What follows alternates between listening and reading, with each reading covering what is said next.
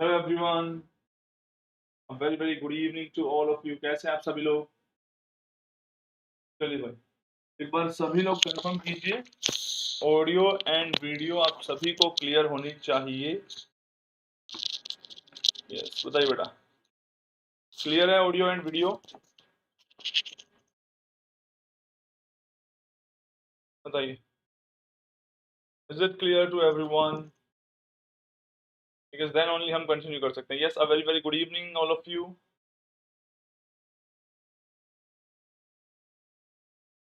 Good evening, good evening.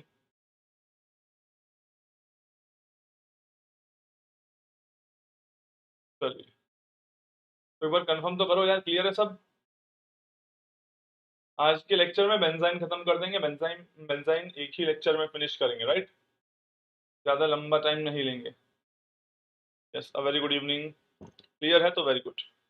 चलिए भाई, तो आप लोग आज जो भी बताता जाऊंगा साथ साथ लिखते जाना। ठीक है, देखो क्या क्या हो गया अपना। कार्बोकेटाइन हो गया है, नाइट्रीन हो, कार्बीन हो गया, नाइट्रीन हो गया। मोस्टली क्वेश्चन यहाँ से होंगे, रेडिकल से होंगे। बेंजाइन में फिलहाल जितना आइडिया यहाँ होना चाहिए ठीक है, बाकी रिएक्शन मैकेनिज्म में आगे आप पढ़ेंगे। तो अगर आप लोग सीएसआर नेट की प्रिपरेशन कर रहे हैं तो सभी लोग भाई एक साथ एक स्ट्रेटेजी के साथ काम कीजिए। आपका एग्जाम जो है बहुत ही जल्दी होने वाला है, ये बात ध्यान रखना, ठीक है? ऑल्सो आप प्लस या आइकॉनिक किसी भी सब्सक्रिप्शन को ले सकते हैं। वो 3 month, 6 month, 12 month, depending upon आप क्या कर रहे हैं, ठीक है? और ऑल्सो हमारी जो स्पेशल क्लास है, कल स्पेशल क्लास होगी। कल हम जो भी हमने स्पेशल क्लास में जो टेस्ट होते हैं उनको डिस्कस करते हैं। फॉर एग्जाम्पल कार्बन नाइट्रोजन का जो टेस्ट है उसको हम कल डिस्कस करेंगे। आप किसी भी सब्सक्रिप्शन को बाय करना चाहते हैं तो आप 10% डिस्काउंट के लिए APR10 को यूज कर सकते हैं, right? Use this code, you will get 10% discount. मेरी बहुत सारी स्पेशल क्लासेस में काफी लेक्चर मैंने वहां पे भी कवर किए हुए हैं, चैप्टर्स, क्लास नोट्स, तो उनको भी अगर आप डाउनलोड करना चाहते हैं, you have to use this code only, right? चलिए, और ऑफर्स जो है उनको देखते रहिए। और प्लस में हम मॉलिक्यूलर ऑर्बिटल थ्योरी की बात कर रहे हैं। मॉलिक्यूलर ऑर्बिटल थ्योरी में लास्ट क्लास में भी मैंने जो 2 लेक्चर्स थे, 2 लेक्चर में सारा बेसिक कवर कर दिया है। प्लस में टू द पॉइंट सीधी सीएसआर नेट एस्पायरेंट्स के लिए बात होती है कि एग्जैक्टली क्या पढ़ना चाहिए, नो एक्स वाई जेड इधर उधर की बातें। चलिए, तो आते हैं अब आज की क्लास पे। आई होप आप लोगों ने टेस्ट अच्छे से दिया होगा, उसको डिस्कशन करेंगे। अगर कोई प्रॉब्लम रहेगी तो हमें आज स्टार्ट करना है बेंजाइन। चलिए भाई, are you guys ready for this? बोलिए, एक बार जल्दी से थम्स अप कर दीजिए।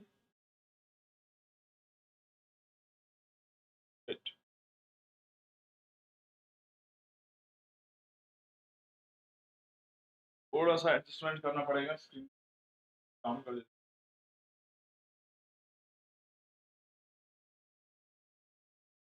ओके, रिएक्शन इंटरमीडिएट का PDF टेलीग्राम चैनल पर शेयर करेंगे जब पूरा कंप्लीट हो जाएगा। जैसे कार्बिन नाइट्रीन कंप्लीट हो गया तो आज या कल में कार्बिन नाइट्रीन के जो होंगे वो PDF अलग आपको मिल जाएगा। बेंजाइन आज ही हो जाएगा तो बेंजाइन आप लोगों को मिल जाएगा। चलिए आगे बढ़ाते हैं। अच्छा, ये बेंजाइन के बारे में क्या क्या बातें पढ़नी है, ये सारी बातें मैं जो आपको रीड आउट करके दिखा रहा हूँ यहाँ पे, इसमें से लिखना नहीं है। लिखना सिर्फ वही होगा जिसको मैं हाईलाइट कर दूंगा, ठीक है? चलिए, ऑर्थो बेंजाइन की बात की है तो आप लोग कई बार इस वर्ड को मिस कर जाते हैं। आप लोगों के लिए बेंजाइन बेंजाइन ही रहता है। ऑर्थो, मेटा, पैरा, तीनों टाइप के बेंजाइन होते हैं और तीनों की डिफरेंट केमिस्ट्री है। ग्रेजुएशन लेवल पे इतना ज्यादा डिटेल में पढ़ाने की कोई रिक्वायरमेंट नहीं होती। बेंजाइन एक्चुअल में क्या है तो मैं आपको बता देता हूँ, दिस स्पीसीज, ताकि आप लोगों को ऐसा ना लगे कि सर बेंजाइन तो पता ही नहीं हमें क्या है। बेंजीन की तरह ही है, बट यहां पर हम एक ट्रिपल बॉन्ड और दिखाते हैं। This species is known as benzyne, ठीक है? तो आपको अपनी कॉपी में हेड डालनी बेंजाइन, इसको बनाना नहीं है अभी, पहले मैं बता दूं लिखनी क्या बात है। बहुत कम बातें लिखेंगे और जो हमारे काम की चीज होंगे, बाकी सिर्फ रीड आउट कर रहा हूं, उसको सुनते जाइएगा। Benzyne is usually represented as single molecule with carbon carbon triple bond. Benzene की तरह ही रिप्रेजेंट किया जाएगा and carbon carbon triple bond होता है उसमें। The strained pi bond is formed by lateral overlap of two orbital in the plane of the ring। ये वाली बात क्या कहना चाहता है, जरा ध्यान से देखो। जिस तरीके से हम बेंजीन को समझते हैं, आप लोग सारी बातें समझते हुए चलिएगा। बेंजीन में क्या है, ये वाली चीज, ये ज्यादा हैवी बेंजीन बन रही है, बट एनीवेज आपको बात समझाने के लिए ठीक है। बेंजीन में इस तरीके से सिग्मा बॉन्ड का जो स्केलेटल है, मान लीजिए वो किसी एक प्लेन में होता है। इसके बाद इनके पास पी ऑर्बिटल्स होते हैं। एक पी ऑर्बिटल यहाँ पे होगा कार्बन के पास, एक इस तरीके से, लाइक दिस। स्क्वायर नहीं होते हैं ऑर्बिटल, पहली बात तो, लाइक दिस। आई होप आपको साफ साफ नजर आ रहा है मैं क्या बना रहा हूँ।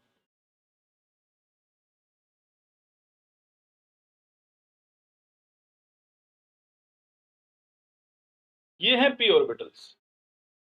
तो आपको प्लेन की बात में समझाने की कोशिश कर रहा हूं। जो हाइड्रोजन, ये सारे कार्बन स्केलेटन है, जिस प्लेन में है पी ऑर्बिटल उसके परपेंडिकुलर है। तो आपको पहली बात मैंने ये बताई है, जो ट्रिपल बॉन्ड बना हुआ है वो इन पाई बॉन्ड्स के प्लेन में नहीं है, बल्कि इनके क्या है, परपेंडिकुलर है। पाई बॉन्ड किनसे बन रहा है, ओवरलैपिंग से, इनके, देखो जरा ध्यान से, इनके ओवरलैपिंग से बन रहा है, राइट।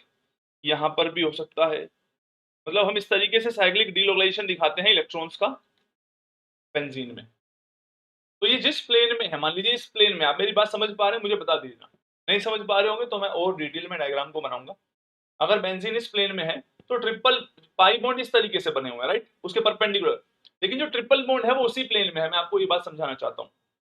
यहाँ पे देखिए, इससे अगर आपको हेल्प मिलती है तो, जिस प्लेन में ये सिग्मा बॉन्ड है उसी प्लेन में ऑर्बिटल्स की ओवरलैपिंग से ये पाई बॉन्ड बना हुआ है, जो तीसरा वाला बना हुआ है। बाकी किससे बने होंगे, जो परपेंडिकुलर है इसके, इस तरीके से परपेंडिकुलर जो ओवरलैप हो रहा है। क्या आप लोग समझ गए हैं, मुझे इसका आंसर कीजिए। क्या आप समझ गए ट्रिपल बॉन्ड जो तीसरा वाला बॉन्ड है वो किस प्लेन में है? कितने लोगों को ये बात समझ में आई, जल्दी बता दीजिए। क्योंकि सारी कहानी नहीं समझेंगे तो इसका रिएक्शन कैसे रिएक्ट करता है, कौन अटैक करेगा, इस पे कुछ समझ में नहीं आएगा। तो प्लीज मुझे एक बात जल्दी बताइए, क्या आप लोगों को ये बात समझ में आई कि जो बेंजाइन होता है उसका जो ट्रिपल बॉन्ड है वो किस प्लेन में होगा? बेंजीन रिंग अगर इस प्लेन में है तो पाई बॉन्ड किससे बने होंगे, इसके परपेंडिकुलर, लाइक दिस। यहां से आगे पाई बॉन्ड ऐसे। लेकिन जो ट्रिपल बॉन्ड है वो ऑर्बिटल यही वाले ओवरलैप हो रहे हैं जो इसी प्लेन में है जिसमें बेंजीन रिंग थी। क्लियर सभी को?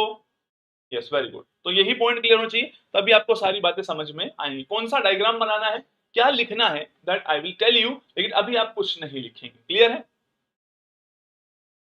पाई बॉन्ड के परपेंडिकुलर है, बस इतनी बात ध्यान से समझिए। तो मैंने क्या पॉइंट, ध्यान सुनिए। पॉइंट कह रहा है कि benzyne is usually represented as a single molecule with carbon carbon triple bond से। जो स्ट्रेंड, जो तीसरा वाला पाई बॉन्ड है वो स्ट्रेंड होता है, वो नॉर्मल पाई बॉन्ड नहीं होता है। वो कैसे बनता है, by lateral overlap of the two orbital in the plane of the ring. अब समझ में आया, in the plane of the ring. The alternative structure is diradical. इसके अलावा आप लोग इसको एक तरीके से और बना सकते हैं। डाई रेडिकल से मतलब ये होता है, जैसे मैंने यहां बना के दिखा रखा है, रेडिकल के फॉर्म में। रेडिकल आप जानते हैं क्या होता है, इसके पास अनपेड इलेक्ट्रॉन होते हैं इस तरीके से। तो आप डाई रेडिकल की फॉर्म में भी रिप्रेजेंट कर सकते हैं। ये सिंगलेट भी हो सकता है, ट्रिपलेट भी हो सकता है, ठीक है। अब देखो आपने क्या किया, ये ऑर्थो बेंजाइन है। अगर आप लोग पाई इलेक्ट्रॉन को, जो अनपेड इलेक्ट्रॉन है उसको यहां दिखाएंगे तो ये मेटा बेंजाइन बनेगा। अनपेड इलेक्ट्रॉन को इधर दिखाएंगे रेजोनेंस से तो पैरा बेंजाइन मिलेगा। तो आपने ऑर्थो मेटा पैरा का थोड़ा सा आइडिया आप लोगों को होना चाहिए। लिखना कुछ नहीं है अभी, ठीक है। इसके अलावा आपको यह भी पता होना चाहिए, जो नया पाई बॉन्ड बन रहा है is formed by the overlap of two sp2 orbital outside the ring is abnormal and quite strained. समझ में आई बात? कि जो तीसरा पाई बॉन्ड है वो किनसे बन रहा है, sp2 ऑर्बिटल्स की ओवरलैपिंग से। और कैसे ओवरलैप हो रहा है तो आपको समझ में आ रहा होगा। sp2 ऑर्बिटल कैसे होते हैं आपको पता ही है। तो इस तरीके से ओवरलैप हो रहा है। ये मैं सोच रहा हूं इलेक्ट्रॉन यहाँ पे, इलेक्ट्रॉन तो इस ऑर्बिटल में रहेंगे ही ऑब्वियसली, ठीक है। तो बहुत ही वीक बॉन्ड है, स्ट्रेन्ड है, दैट इज वाई बेंजाइन जो है हाईली रिएक्टिव स्पीसीज है। ऑल्सो यहाँ पे ये सारी जो थियरी है, अगर आप लोग एक बार इसको गो थ्रू करना चाहते हैं तो कर सकते हैं। इसमें बताया हुआ यही है सब कुछ, कि जो बेंजाइन होता है, बेंजाइन का ये वाला जो बॉन्ड है, जैसे बेंजीन में भी ये वाला बॉन्ड है, उसके कंपैरिजन में बात की गई है। उसमें भी सिंगल बॉन्ड होता था। तो ये बात कह रहे हैं कि देखो, theoretical calculation support the view that the symmetrical triple bond structure is lowest in energy and suggest that the structure is distorted from benzene with estimated the carbon-carbon triple bond length in the range this, यानी कि 1.25 से 1.38 की range में carbon carbon bond length इसमें होती है, ठीक है। जबकि ट्रिपल बॉन्ड जो इथाइन में होता है, इथाइन जानते हैं क्या, H C triple bond C H, ethyne में जो ट्रिपल बॉन्ड है वो 1.20 होता है। और बेंजीन में जो है बॉन्ड लेंथ क्या होती है, 1.39 होती है, राइट। तो यानी बेंजीन से थोड़ा सा क्या है, कम है कि ज्यादा है, सॉरी ट्रिपल बॉन्ड से थोड़ा सा ज्यादा बॉन्ड लेंथ है। Geometrical distortion is compensated by the greater lateral p overlap, although this overlap is very relatively poor compared with the normal pi bond। ये सब बेसिक बातें बता रहे हैं, इसको एक मिनट रुक जाओ, उसमें कुछ काम की ज्यादा चीजें मतलब काम की है, सारे पॉइंट गो थ्रू करना, इसको लिखना क्या है मैं आपको वो सर्च कर रहा हूँ अभी। Direct consequence of the strained alkyne bond is that arynes have low-lying LUMOs and hence the energy gap between the HOMO-LUMO is small। तो देखिए चलिए अब स्टार्ट करते हैं। सब पब्लिक हैं, ऐसा कोई भी लेक्चर नहीं जो पब्लिक नहीं। अब लिखना क्या है जरा ध्यान से देखो, स्टार्ट करते हैं भाई। सबसे पहले आप इसको बनाएंगे, बनाइए भाई, this is your benzene molecule, लिखो, बना दिया, आराम से बनाइए, कोई जल्दबाजी नहीं, क्योंकि नोट्स बहुत सुंदर होने चाहिए, बाद में दोबारा वीडियो थोड़ी देखनी है हमें, क्लियरली आप लिखते जाइए। बेंजाइन को बनाइए, ये बॉन्ड लेंथ 1.38, जो ट्रिपल बॉन्ड वाली है वो 1.26। This should be the first part.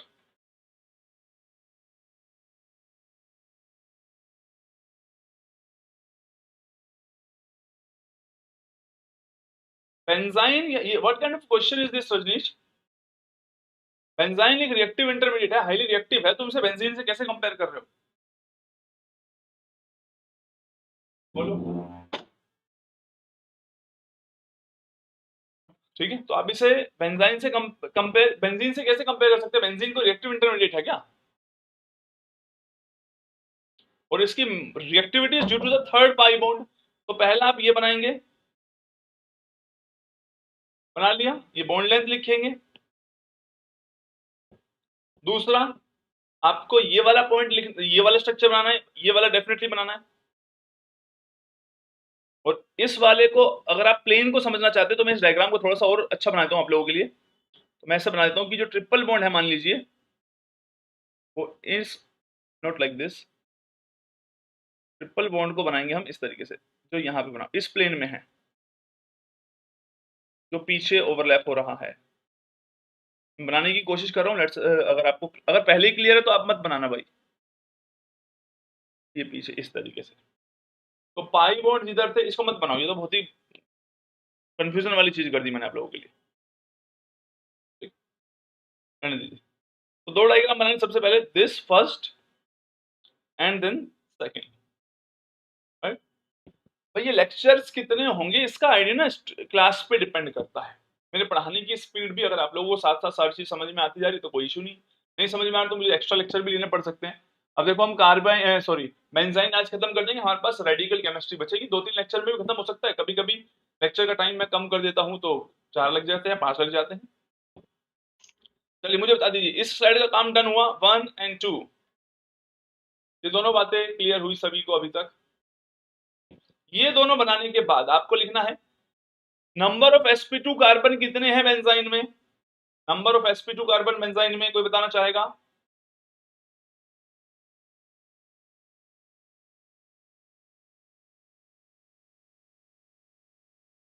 Number of,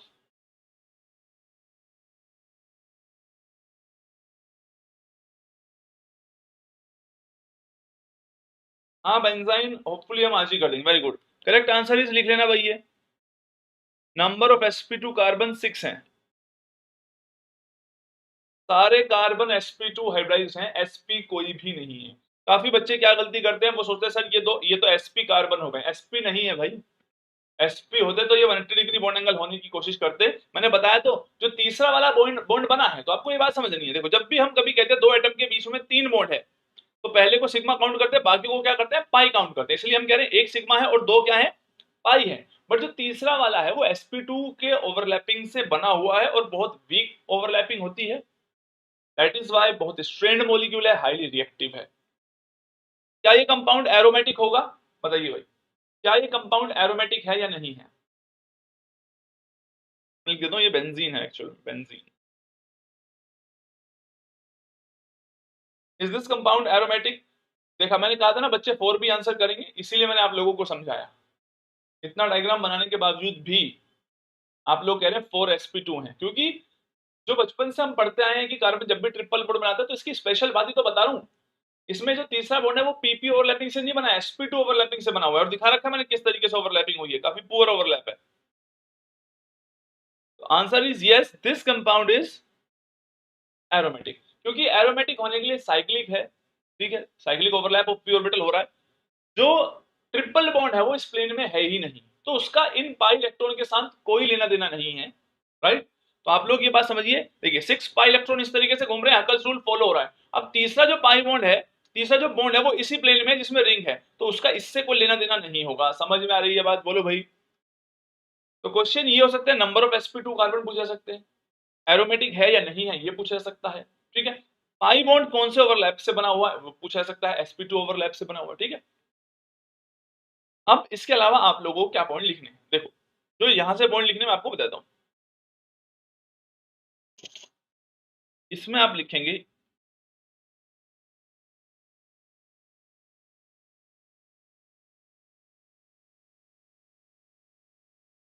यहां लिखिए, one pi bond is normal and is just part of the aromatic system, this should be the first point.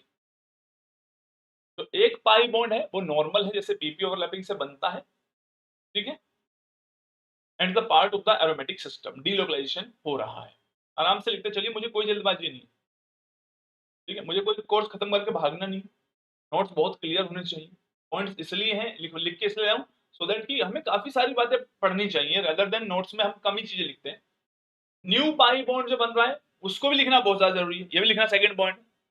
The new pi bond formed by the overlap of two sp2 orbital outside the ring is abnormal and quite strained. समझ में आई बात। तो आपसे ये भी पूछा जा सकता है कि जो तीसरा पाई बॉन्ड बन रहा है वो कौन से ऑर्बिटल की ओवरलैपिंग से बना हुआ है, तो सभी बच्चे यही आंसर करेंगे, sp2 ओवरलैपिंग बॉन्ड की ओवरलैपिंग से बना हुआ है, ठीक है। और अच्छी सी ओवरलैपिंग हो ही नहीं रही है, that is why pi bond क्या है, वीक है, और बेंजाइन जो है वेरी अनस्टेबल है एंड हाईली रिएक्टिव इंटरमीडिएट है। क्लियर है। तो इसको आप ऐसे लिख सकते हैं, this external pi bond is weak which is why benzene is very unstable and highly reactive intermediate. लिख देंगे इस बात को। तो this should be your first points about benzyne. Benzyne आपने बना लिया, ठीक है।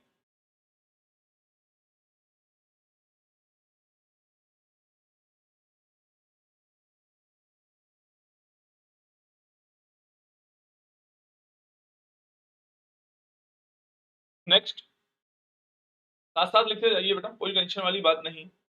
आई होप आप लोगों ने लिख लिया होगा, अगर आपको लग रहा है थोड़ी जल्दी हो रहा है तो मैं आराम से कर दूंगा इसे, 2 क्लास लग जाएंगी, क्या हो जाएगा, कुछ नहीं बिगड़ेगा, राइट। नेक्स्ट इज, आपको ये बात भी लिखनी है, जो बेंजाइन है इसमें कार्बन कार्बन ट्रिपल बॉन्ड के बारे में लिखना in benzyne the carbon carbon triple bond length is in the range this.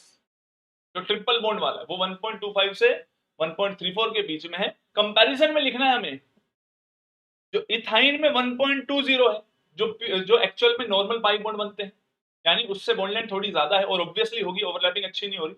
और बेंजीन में तो आप जानते ही हैं बॉन्ड लेंथ 1.39 के आसपास आती है, सिंगल और डबल के बीच में आती है।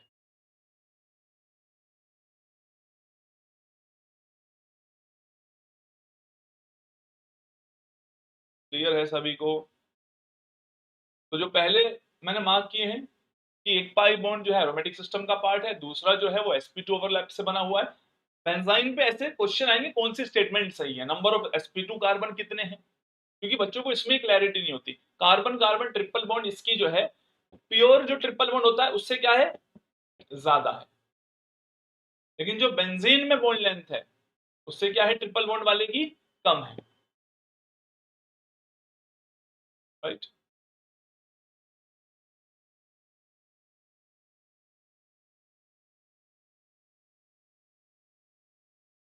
क्लियर है दोनों पॉइंट।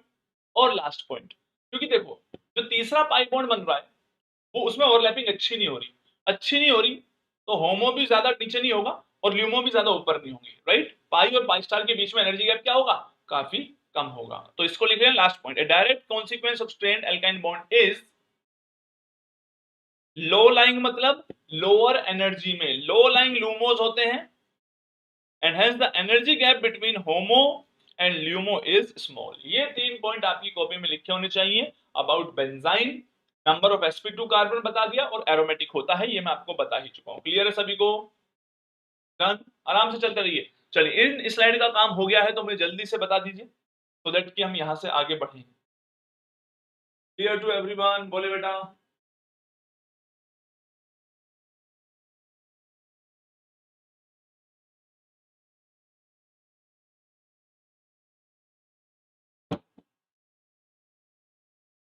Very good. चलिए आगे चलते हैं। अब लिखो प्रिपरेशन ऑफ बेंजाइन, ये बाद में देखेंगे इसको। आपके पेपर में बेंजाइन प्रिपेयर करने की जो भी मेथड यूज किया होगा वो डेफिनेटली मैं बता रहा हूं जो मैंने यहाँ क्लास में डिस्कस किया होगा उसी से आ जाएगा। समटाइम्स एज आई सेड कि आप लोगों को सिर्फ वो मेथड लिख लेने होते हैं, रटने नहीं होते, क्योंकि मोस्ट कॉमन मेथड मैं आपको बता रहा हूँ। देखो सबसे पहले हेडिंग डाल लेना, जनरेशन ऑफ बेंजाइन या प्रिपरेशन ऑफ बेंजाइन। तो नहीं लिखा क्या? अरे बच्चों ने डन डन डन लिख दिया था, मुझे लगा आप लोगों ने लिख लिया। आराम से कीजिए, कोई जल्दबाजी नहीं। ऊपर कर देता हूँ स्लाइड, रुक जाइए। चलो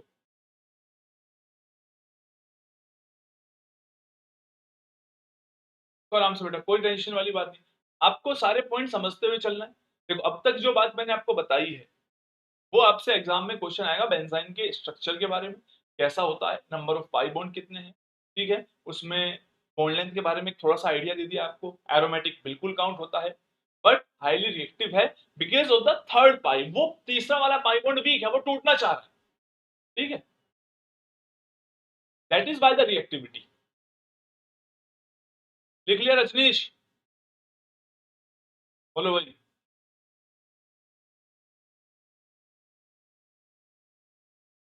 थोड़ा स्पीड से लिखा करो, इससे तो अच्छा फिर मैं लिख ही देता आराम से, मैं क्यों लाया हूं इतनी मेहनत करके तुम्हारे लिए।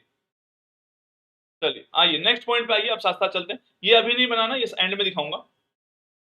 जनरेशन ऑफ ऑर्थोबेंजाइन लिख सकते हैं आप लोग, क्योंकि हम ऑर्थोबेंजाइन को ही पढ़ रहे हैं शुरू में। ऑर्थोबेंजाइन आप समझ जाएंगे क्या है मेरे कहने का मतलब। तो सबसे पहला मेथड लिखो भाई।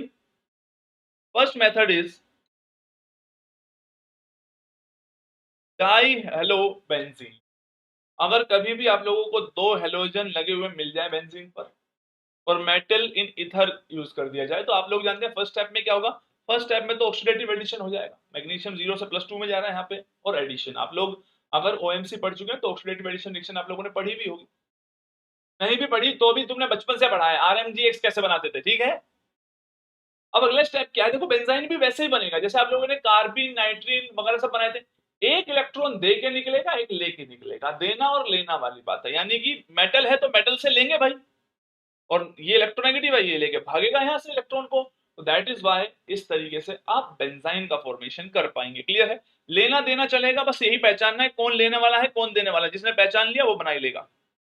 That is why here is the final structure of benzyne. इस तरीके से पाई इलेक्ट्रॉन मस्ती से इधर उधर घूमते रहेंगे, जो तीसरा वाला पाई बॉन्ड बना हुआ है वो घूमेगा नहीं। समझ रहे हो? Clear? First method done. Dihalo benzene में मेटल इन इथर ऐड करेंगे तो पहले ऑक्सीडेटिव एडिशन होकर मेटल ऐड हो जाएगा just like in Grignard reagent. Then एक लेके निकलेगा एक दे के निकलेगा, बस वही काम करना है जो पूरे टाइम हम करते गए हैं। क्लियर? डन डन डन बोलो भाई। कोई बड़ी डील नहीं है। जैसे हम कार्बिन को पहचान गए थे ना कुछ टाइम बाद की सर अच्छा इन केसेस में कार्बिन बनेगा, बेंजाइन को हम डेफिनेटली पहचान जाएंगे। तो कोई भी बच्चा इस चीज की टेंशन ना ले कि सर हम कैसे पहचानेंगे, अरे आगे वाली रिएक्शन भी बता देगी, आगे रिएजेंट क्या ऐड किया वो सब चीजें बता देगी, जैसे कार्बिन में पता लगता था। गुड। सेकंड मेथड लिखो from anthranilic acid. Anthranilic acid, अब देखो एग्जाम में क्या होगा, क्या आपको पता है एंथ्रा एनिलिक एसिड को हमने कहां से प्रिपेयर किया था? Double bond O, double bond O, N H, यहां पे हमने ऐड किया था क्या? Br2 NaOH, याद है? कौन सी रिएक्शन थी ये? बेस एसिडिक हाइड्रोजन को प्रोडक्ट एब्स्ट्रैक्ट कर लेगा, वहां Br लिख जाएगा, OH आयंस अटैक करेंगे। कौन सी रिएक्शन है, रिएक्शन के बारे में आइडिया दो। यस एब्सोल्युटली करेक्ट, बिल्कुल सही आइडिया फागुनी। तो आप लोगों को ये ध्यान रखना है, इसी में देखो नाइट्रीन भी बन जाएगा, राइट। तो वो वहां से स्टार्ट कर सकते हैं कि एक स्टेप पहले से स्टेप करके पहले इसको बनाएं। लेकिन जब आप लोगों ने ये बना लिया, उसके बाद आप क्या कर रहे हैं? आप कुछ नहीं कर रहे भाई, आप लोग सिर्फ और सिर्फ डाईएजोटाइजेशन कर रहे हैं। इसका HNO2 ऐड कर देते हैं, इसको एमाइल नाइट्राइट भी कहा सकते हैं। अगर एमाइल ग्रुप मैंने आपको पहले ही बताया था कौन सा होता है, ये गुड लिविंग ग्रुप बना दिया। तो आपका पर्पस क्या हुआ? आपका पर्पस वही है, इलेक्ट्रॉन लेके निकलेगा। अच्छा, यहां बेस भी ऐड किया मैंने। बेस का वर्क क्या होगा तो सुन लो। बेस क्या करेगा बता सकता है कोई बच्चा? What is the role of base here?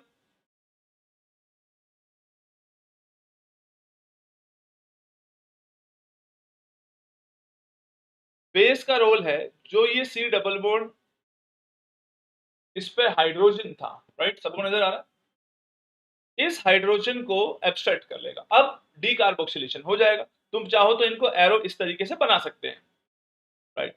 ये यहां जाएगा, ये कहेगा भैया तुम अपने इलेक्ट्रॉन ले लो, और ये कहेगा तुम अपने ले जाओ। लेना देना हो गया तो क्या बन जाएगा? एंजाइम बन जाएगा। क्लियर? तो कोई बड़ी डील नहीं है, पहचान लेंगे। प्रिपरेशन पेपर में आएगी बेटा, जो मैं बता रहा हूं। मैंने आपको क्या बताया? कार्बिन, नाइट्रीन, बेंजीन, कार्बोकेटाइन, कुछ भी पढ़ाया हो, प्रिपरेशन एज इट इज ही आएंगी पेपर में, बाहर से बिल्कुल नहीं आएंगी। तो आप फाइनल बना देना बेंजाइन।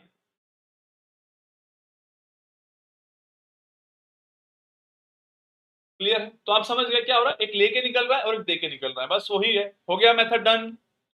मेथड नंबर 2 डन और नॉट? Method number 2 done. हटूंगा साइड में, देखिए बिल्कुल आराम से चलिए, कोई दिक्कत नहीं, कोई जल्दबाजी नहीं मेरे को। तो आप लोगों को भी नहीं होनी चाहिए, क्योंकि एक बार पढ़ रहे हैं, तसल्ली से पढ़िए।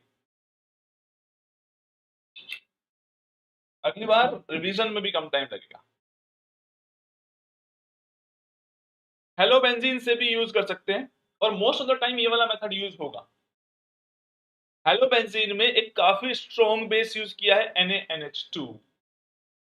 तो NaNH2 नेगेटिव क्या होगा? जो एसिडिक हाइड्रोजन होगा हेलोजन के सबसे पास वाला, क्योंकि देखो इस पे H प्लस जाएंगे तो नेगेटिव चार्ज आएगा, ये स्टेबलाइज कर रहा है इसको, माइनस आई इफेक्ट तो लग ही रहा है, राइट।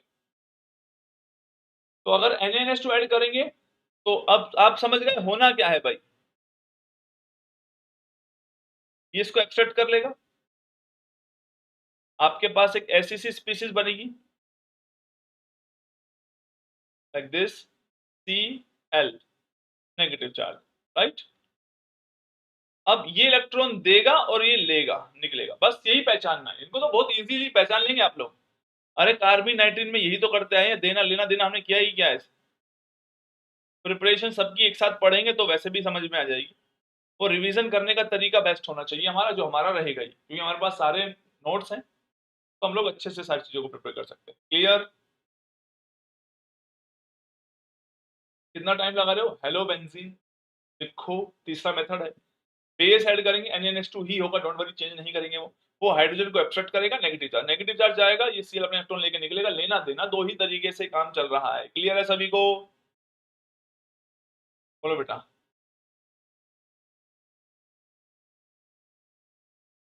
Clear clear.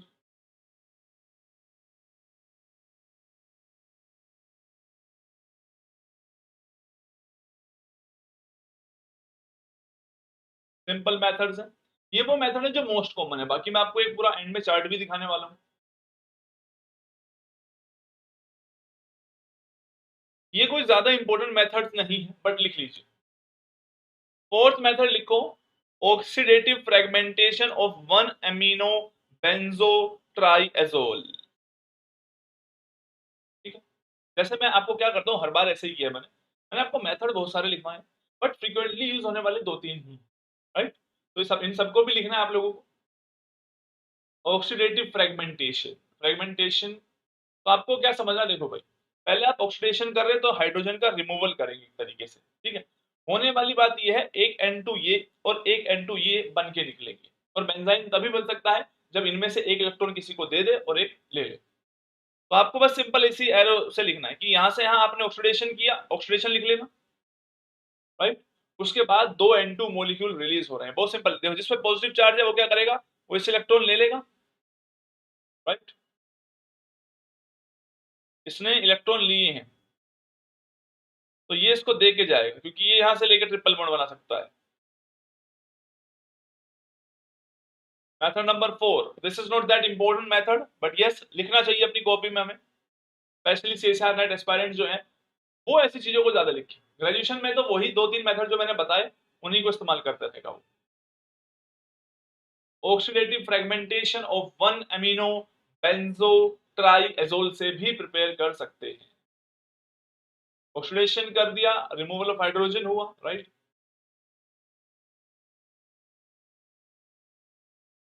पेपर में समझ में आ जाएगा बेंजाइन बन रहा है, बस आप देखते जाइए। 2 इस ऐसा कोई मॉलिक्यूल दिखे या ऐसा कोई मॉलिक्यूल दिखे तो आप समझ जाइए बेंजाइन की प्रिपरेशन हो सकती है। इसलिए मैं आप लोगों को ये सब चीजें दिखा रहा हूं। क्लियर है? सभी ने लिख लिया?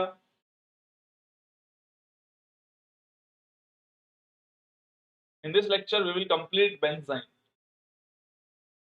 अपनी स्पीड से लिखिए। जो मोस्ट कॉमन मेथड थे वो शुरू के 3 थे ही, बाकी मैं आपको सारे आइडिया देता हुआ चलो कि भाई ऐसे ऐसे भी प्रिपेयर किया जा सकता है। अगर मैं ये सब चीजें लिख के नहीं लाता तो मैं इनको नहीं पढ़ाता, क्योंकि मुझे पता है इतनी सारी चीजें पेपर में आने के चांसेस कम होते हैं और पढ़ा लिखवाना बहुत ज्यादा पड़ता है। बट अब क्या है, अब तो मेरे को लिखना नहीं है, मेरा काम हो गया आसान। अब दूसरा वाला आप समझो, इनसे क्या हो रहा है, आपके दिमाग में एक इमेज बन रही है। पेपर में ऐसे कंपाउंड दिखेंगे तो आप जानते हो सर N2 और SO2 को बाहर निकालना है, राइट। समझ में आ रहा है? बोलो भाई। तो आप लिख सकते हैं next method, decomposition of benzothiodiazole 1,1 dioxide to give orthobenzene। ये मत लिखना, इतना लंबा नाम मत लिखना, वो सिंपल तरीका देखो। अगर बेंजाइन इससे इलेक्ट्रॉन इसको दे देता है, या ट्रिपल बॉन्ड यहां आएंगे और ये यहां से अपने इलेक्ट्रॉन लेके निकलेगा, SO2 N2 बाहर। पिछले वाले में क्या था, NNH2 था। तो ये वो क्लास ऑफ कंपाउंड्स हैं जिनको देख के आपके दिमाग में इतना तो आएगा कि शायद बेंजाइन बन सकता है। और पेपर में अगर आपने ऐसा सोच लिया कि शायद बेंजाइन बन सकता है, तो समझिए आप अगले रिजल्ट देखेंगे आपको समझ में आना चाहिए, तो यहाँ अटैक करेगा तो आइडिया लग जाएगा। और पूरी ऑर्गेनिक केमिस्ट्री में जितना ज्यादा जानते होंगे, organic chemistry is the game of knowledge. जितने ज्यादा रिएजेंट्स देखे हैं, जितने ज्यादा रिएक्शंस देखे, जितने ज्यादा क्वेश्चन प्रैक्टिस किए हैं, उतना ज्यादा आप पेपर में कंफर्टेबल होंगे। ठीक है,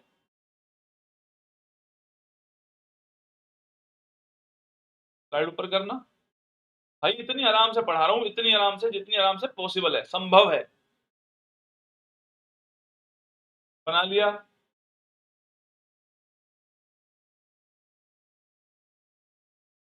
ये था ऊपर वाले में कि कुछ भी नहीं, आपको एरो एरो नहीं बनाने, बस इसको बनाओ।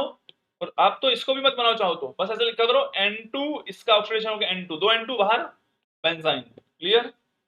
इनको पहचानना सीखो, SO2 N2 बेंजीन के साथ ऐसी चीज जुड़ी है तो क्या बनेगा, बेंजाइन। क्लियर है? सभी ने कर लिया, लिख लिया? जल्दी बताइए, अगर लिख लिया हो तो जल्दी बताइए बेटा सभी लोग।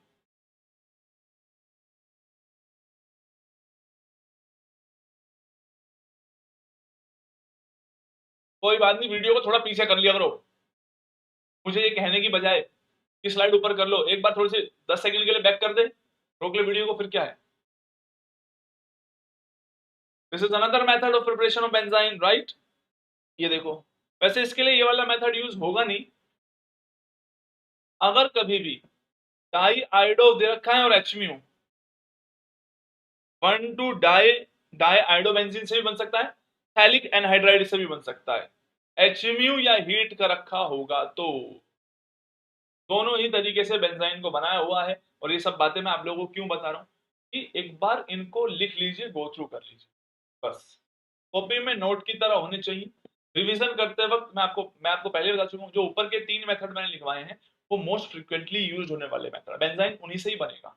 ठीक है, लेकिन अगर आप अपनी केमिस्ट्री को सुधारना चाहते हैं और ऐसी केमिस्ट्री पढ़ना चाहते हैं जिससे, क्योंकि आगे भी आपको पढ़ना ही है फ्यूचर में, मैकेनिज्म पे किसी को जाने की जरूरत नहीं, बस आपको ये पता होना चाहिए एक लेके निकलेगा एक देके निकलेगा, कैसे वो आप डिसाइड करते हैं। लिख लेंगे सभी लोग? यानी आपको आइडिया होना चाहिए कि डाई आइडो बेंजीन से भी और थैलिक एनहाइड्राइड से भी HMU की प्रेजेंस में फोटोलाइसिस करके आप प्रोड्यूस कर सकते हैं किसको, बेंजाइन को। देखो कार्बीन के मैंने आपको 16 मेथड बताए थे, बल्कि बाद में पढ़ाते पढ़ाते 1-2 मेथड और भी बता दिए थे वहां कि बॉक्साइड से भी बन सकता है।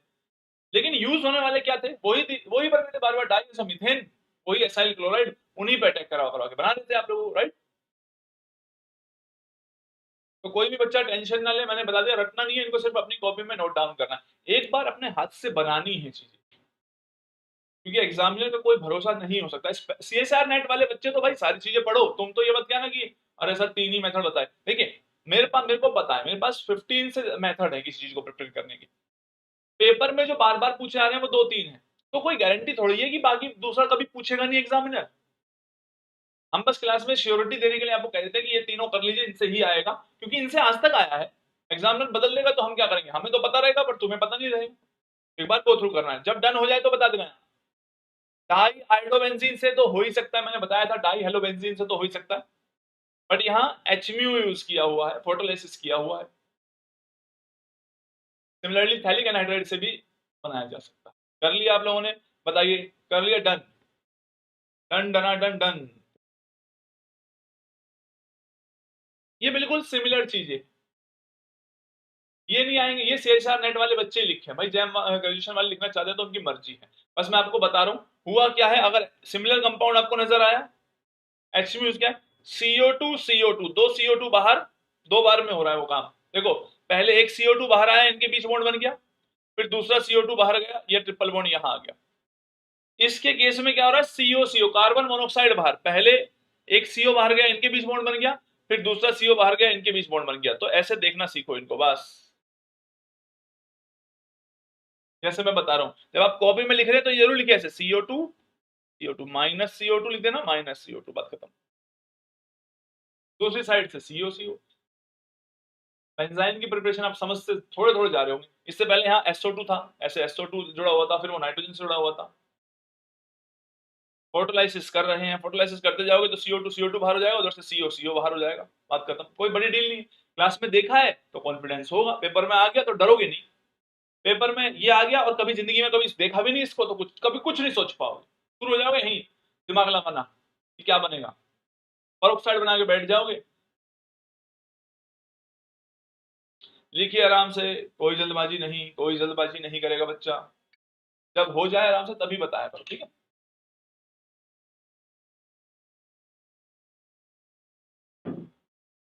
बेंजाइन एक क्लास में बहुत इजीली तब हो जाता है जब मैं 3-4 प्रिपरेशन मेथड बताता हूँ जो पेपर में आने वाले होते हैं, एंड देन वो रिएक्शन उसकी आगे वाली। बेंजाइन मैकेनिज्म को रिएक्शन मैकेनिज्म में ही पढ़ लेना, और काफी आइडिया मैं आपको दे दूंगा उसकी रिएक्टिविटी के बारे में, टाइप्स ऑफ रिएक्शंस के बारे में बता देना भाई। Are you guys done? Very good.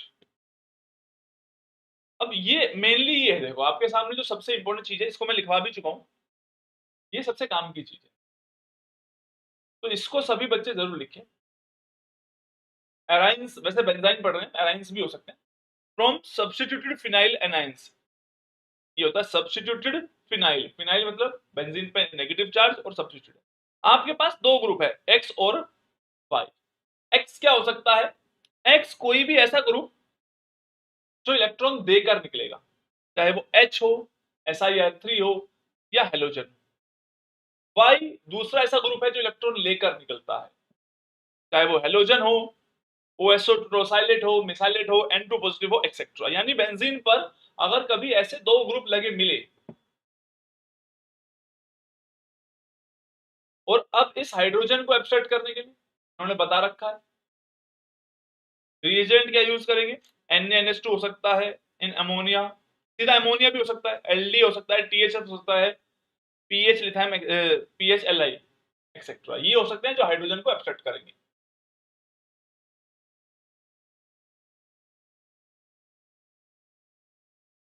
जब X हेलोजन है, देखो ये वाला लिखना जरूरी, तो वो आपको मैग्नीशियम दे सकता है, ब्यूटाइल लिथियम, THF एक्सेट्रा। तो आप लोग एक काम कीजिए, बस इतना लिखिए, इनको मत लिखिए, ये नहीं आएंगे काम। बस ऊपर वाली लाइन लिख दीजिए, NaNH2 ammonia, LDA THF, phenyl lithium etcetera. इतना ही लिखना है सभी बच्चों को। कितना बता रहा हूं देखो, आपके लिए इंपॉर्टेंट चीज सिर्फ इतनी है।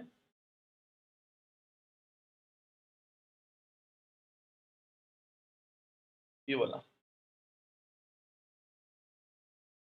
राइट, नीचे वाला स्क्रीनशॉट ले सकते हो क्या आप लोग? बार स्क्रीनशॉट ले लीजिए अगर आप चाहते हैं तो, बात के लिए मैं साइड हो जाता हूँ। Take the screenshot right now, तो बाद में लिख भी सकते हैं आप लोग। स्क्रीनशॉट ले लो पहले।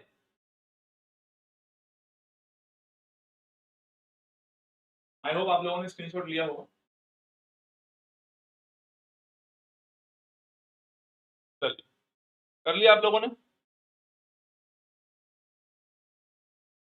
तो जो पॉइंट रह गए हैं उनको लिख लेना आराम से, कोई इतनी बड़ी डील नहीं है। बेंजाइन प्रिपरेशन को मैं नहीं भी डिस्कस करूं कोई फर्क नहीं पड़ेगा, ये बात ध्यान रखना, जितने मैंने बताने थे हो गए। ठीक है, रिएक्शंस ऑफ बेंजाइन पे आने से पहले अब मैं आप लोगों को लेके चलता हूं, एक बार वो जनरल मेथड सा दिखाता हूं। आप लोग इसका भी स्क्रीनशॉट लेके रख सकते हैं। ये बहुत अच्छी अच्छी बुक्स है बेटा, ये बहुत मेहनत की चीज है, कभी तुम सोच रहे हो जो तुम्हें मैं प्रोवाइड कर रहा हूँ। It is not very easy कि कहीं भी मिल जाते हैं। चलिए, आप लोग इसका भी स्क्रीनशॉट लीजिए भाई एक बार पहले तो। मैं हट जाता हूँ यहाँ से। Take the screenshot.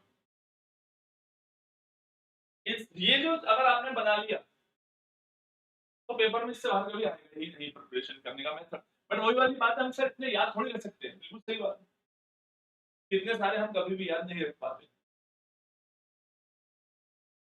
तो वही दो तीन काम के हैं जो बार बार आएंगे। आपने स्क्रीनशॉट ले लिया भाई इसका भी, तो इसको मैं लिखने के लिए नहीं कह रहा हूँ आप लोगों को। पीडीएफ मिलेगी, उसमें आपको सारी चीजें मिलेंगी ही ऑब्वियसली। राइट, चलिए, आपने इसका भी स्क्रीनशॉट ले लिया होगा।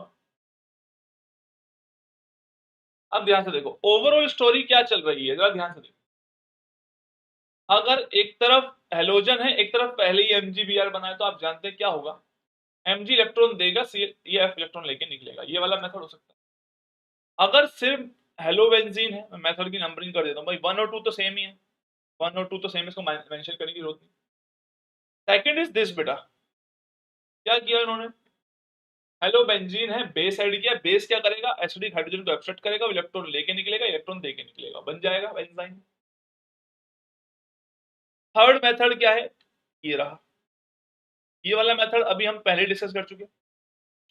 वो एमजी इथर वगैरह ऐड करेंगे तो एक एमजीएक्स बनेगा, फिर इलेक्ट्रॉन देके निकलेगा, इलेक्ट्रॉन लेके निकलेगा, वही बेसिक सी बात है। फोर्थ मेथड आप पहचान लेंगे, बेंजीन पर आप जानते हैं ओटीएफ जो है वो इलेक्ट्रॉन लेकर निकलेगा। नो नो नो, देके निकलेगा OTf negative. Okay, butyl lithium add किया ना, अच्छा ब्यूटाइल लिथियम ऐड किया तो ब्यूटाइल लिथियम इसको ले जाएगा हैलोजन को, राइट, ये इलेक्ट्रॉन इसको दे देगा और ये लेके निकलेगा इस तरीके से। ब्यूटाइल लिथियम आप जानते हैं ना, क्लियर है, दिस इज फोर्थ मेथड। जो काम किया वही बता रहा हूँ। फिफ्थ मेथड आपको मैंने बता ही दिया, फिफ्थ यही है, आराम से सुनते जाइए, लिखिए मतलब इसको। एंथ्रानिलिक एनिलिक एसिड ही तो है एक तरीके से, आपको समझ में आ रहा होगा, एक इलेक्ट्रॉन लेके जाएगा सर, एक इलेक्ट्रॉन देके जाएगा। ये वाला मैंने आपको बता ही दिया, 6 वाला क्या है इसमें, N2 और SO2 बाहर सर बन गया। 7 वाला मेथड मैंने आपको बता दिया, क्या है, N2 और N2 बाहर, लेड एसीटेट यूज कर दिया है इन लोगों ने, पर इतना सारा रट्टा तो मार नहीं सकते। एक तरफ TMS है और एक तरफ OTF है, तो आपको क्या करना है इस केस में, OTF इलेक्ट्रॉन लेगा, इसको देगा, ब्यूटाइल ये इस पे इसको साथ जुड़ जाएगा, वो मैं बाद में पढ़ाऊंगा, अभी कोई जरूरत नहीं है पढ़ने की। सेम तरीके से आप सारे क्वेश्चंस को कर सकते हैं, बस इतने मेथड बहुत हैं, 7 मेथड। तो क्या मैं आपसे कह सकता हूँ, क्या आप लोगों को आइडिया लग गया हाउ टू प्रिपेयर बेंजाइन। इतने सारे मेथड कभी पढ़ने नहीं होते बेंजाइन के, बेंजाइन को सिर्फ डाई हेलोबेंजीन से बना लेते हैं, एनिलिक एसिड से बना लेते हैं, और हेलोबेंजीन से, ये 3 मेथड है जो फ्रीक्वेंटली यूज होंगे बस। और मैंने आपको बहुत सारे आइडिया दे दिया है, और आपको ये भी आइडिया दे दिया कि एक तरफ इलेक्ट्रॉन लेके जाने वाला ग्रुप हो, देके जाने वाला ग्रुप, तो बेंजाइन बनने के चांसेस बन जाते हैं। क्लियर है सभी को, बताइए बेटा। तो मेरी कोशिश ये है कि आप लोगों को ने मैक्सिमम चीजें देखी हो, क्योंकि आप ऑर्गेनिक में कभी भी ऐसे वर्क नहीं कर सकते कि 3 मेथड बता दिए बस। क्योंकि अब जब आप क्वेश्चन पढ़ेंगे तब आपको रियलाइजेशन होगी कि जो मैंने चीजें आपको प्रोवाइड की हैं उनका इंपॉर्टेंस क्या है। चलिए ठीक है, स्क्रीनशॉट आपके पास है ही, आप ये नहीं भी लिखेंगे तो भी कोई फर्क नहीं पड़ता, बट ये रिवीजन के लिए हेल्पफुल होगा आप लोगों के लिए, क्योंकि रिवीजन तो सबसे इंपॉर्टेंट डील है ही हमारे लिए। तो अब दो पार्ट अब तक आप लोगों को समझ में आ जाने चाहिए, और वो दो बातें क्या है मैं आपको बता देता हूँ। देखो,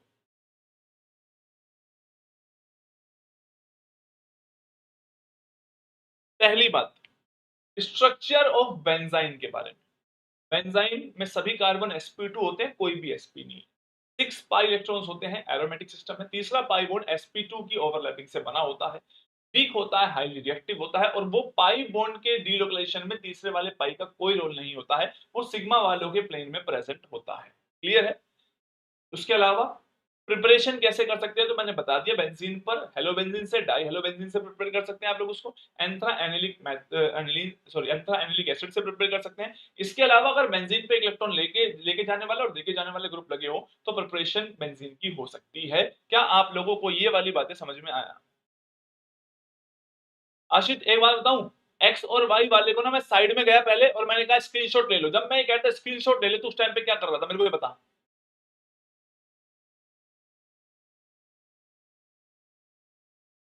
जब मैं स्क्रीनशॉट लेने को कहता उस टाइम पे क्या किया तूने, मुझे ये बता बस।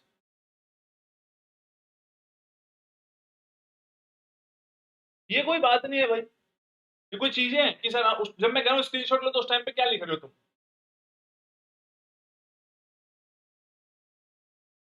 तो बताइए क्या आप लोगों को इतनी बातें क्लियर है स्ट्रक्चर और बेंजाइन के बारे में and preparation of benzene? Clear सभी को? क्लियर है तो आगे बढ़ेंगे। रिएक्टिविटी ऑफ बेंजाइन बहुत इंटरेस्टिंग पार्ट है। रिएक्टिविटी अब आपको समझ में आ जाएगी अगर आपने स्ट्रक्चर समझ लिया तो कोई बड़ी डील है ही नहीं। अब क्या है इसकी रिएक्टिविटी में, मोस्ट ऑफ द टाइम बच्चे गड़बड़ करते हैं कुछ जो आपको यहाँ क्लियर हो जाएगी। जो पॉइंट लिखने में बता देता हूँ। पहला पॉइंट आप लिखेंगे ये वाला भाई, this should be your first point. Benzene जो है एक इलेक्ट्रोफाइल की तरह बिहेव करता है और react with a variety of nucleophile to generate a phenyl anion. This should be your first point. Electrophilic है, न्यूक्लियोफाइल अटैक करेंगे। मोस्टली रिएक्शन जो आप लोगों को पढ़नी है वो बेंजाइन की यही वाली होंगी। फर्स्ट पॉइंट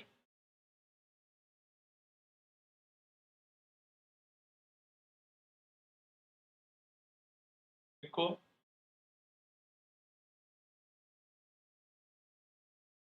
अब आपको ये बात समझनी है। देखो बेटा बहुत ध्यान से समझना, सारी रिएक्शंस का कंक्लूजन आपको प्रोवाइड कर दूंगा। This should be your first point. I hope आप लोगों ने लिख लिया। सेकंड पॉइंट लिखने के लिए अभी वेट कीजिए, इसमें से क्या बात लिखनी है। लिखना कुछ खास नहीं है, बस इस बात को समझना होगा। पहला पॉइंट क्लियर है कि बेंजीन इलेक्ट्रोफिलिक रिएक्शन शो करेगा, वैरायटी ऑफ न्यूक्लियोफाइल उस पर अटैक करते हैं और जब अटैक करेंगे तो एनायन जनरेट होगा। कैसे होगा मैं आप लोगों को अभी बताता हूँ, बस आपको पहले पॉइंट लिखना है। लिख लिया सभी लोगों ने? डन। तो मैं बोल रहा होता हूँ उस टाइम भी आप लिख सकते हैं, ऐसा कुछ नहीं। अब बहुत ध्यान से मेरी बातें समझ, ये वाली जो ये यहां से सारे क्वेश्चन हो जाएंगे इसके।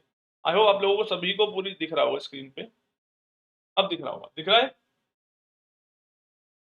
देखो बेटा इंटरेस्टिंग बात बता रहा हूँ, सारे बेंजाइन की कहानी खत्म हो जाएगी यहाँ से। आपको ये बात समझनी है क्या क्या लिखना है इसमें से। पहले कोई बच्चा क्वेश्चन लिखेगा, राइट? सुनो ध्यान से। पहले स्टेप में क्या हो रहा है, यहाँ आर कोई भी ग्रुप, आर एल्काइल ग्रुप नहीं है। आर CF3 भी हो सकता है, CH3 भी हो सकता है, दूसरी बार भी CH3 है। यहाँ इन्होंने एक्स को चेंज किया है। ROCH3 भी हो सकता है। जूम करके दिखाता हूं चलो, अगर आप एक एक करके पढ़ रहे हैं। वेट, ऐसे पढ़ लेते हैं और अच्छा रहेगा आप लोगों को, ठीक है? कोई इश्यू नहीं है। तो यहां से आपको पहले मैं बातें बताऊंगा, ठीक है? This is the best representation कि एक्चुअल में रिएक्शन कैसी होती है बेंजाइन की। तो कोई बच्चा कुछ ना लिखे, प्लीज कुछ ना लिखे, मेरी बातों को समझने पे ध्यान दो बेटा। सारी जितने भी क्वेश्चन आएंगे वो सब यहां से हो जाएंगे अगर आपने मेरी बातें समझ ली। पहले स्टेप में जब आपने NH2 नेगेटिव को ऐड किया है वो क्या करेगा, वो एसिडिक हाइड्रोजन को एब्स्ट्रैक्ट करेगा, राइट? और जब एसिडिक हाइड्रोजन को एब्स्ट्रैक्ट करेगा तो सीधी सी बात है दूसरी तरफ तो है ही नहीं, तो यहीं पर बेंजाइन बनेगा। समझ में आया सभी को?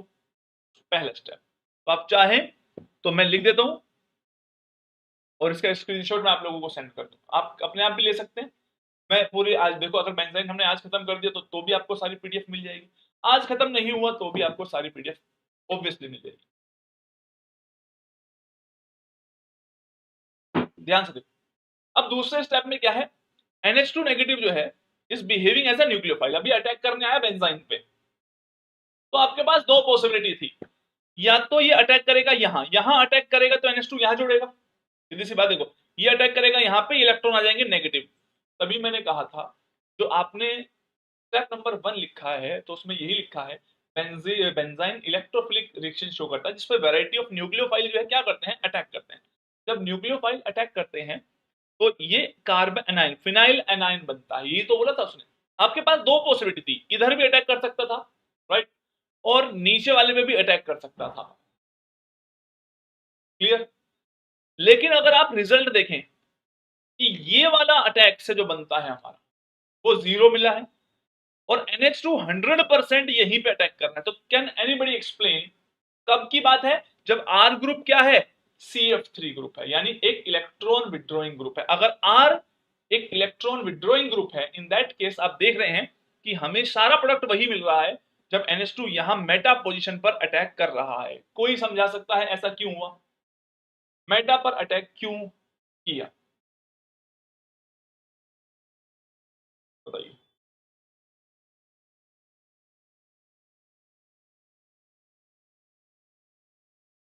सारी केमिस्ट्री ओपन अप हो जाएगी आप लोगों के सामने, बहुत ध्यान से समझना मेरी सारी बातों को।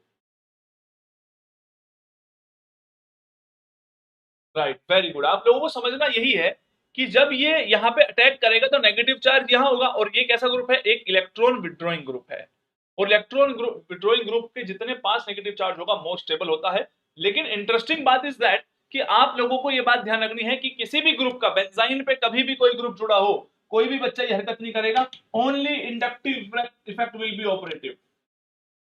लिखो इस बात को। अब आपको मैं समझाता हूं कि इस ग्रुप का कभी भी -m+m क्यों नहीं देखना, क्योंकि ये कभी लगा ही नहीं सकते।